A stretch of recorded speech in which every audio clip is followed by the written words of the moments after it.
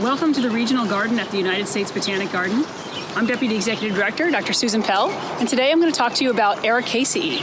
Specifically, I'm going to talk about two members of this wonderful family. It's the blueberry family, and this is the first of those two. This is a Vaccinium Arboreum, and you can see it's completely covered in these quite small little white bell-shaped flowers.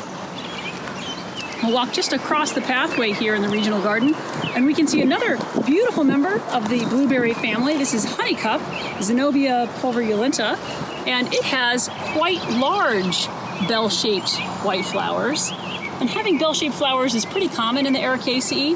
And another feature that I'll show you is also common, and that is the arrangement and the dehiscence, or how it releases the pollen of the flowers. Another feature of the flowers of Ericaceae that I'd like to show you, in addition to them having these bell-shaped corollas, is they have these wonderful anthers. And you can see them here, these little kind of brown fringe sticking up from them. And hopefully you can see those little white structures on the tips of the anthers. Those are little pores. Ericaceae have anthers with what's called poricidal dehiscence, meaning that there's a little opening, a pore, at the tip of the anther. And these flowers, remember, hang upside down, so they're inverted.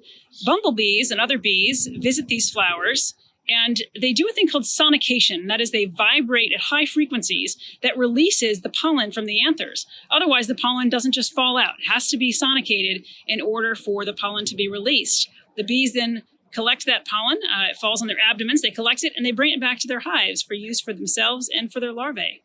Thank you for joining me today, and I look forward to our future botanical adventures.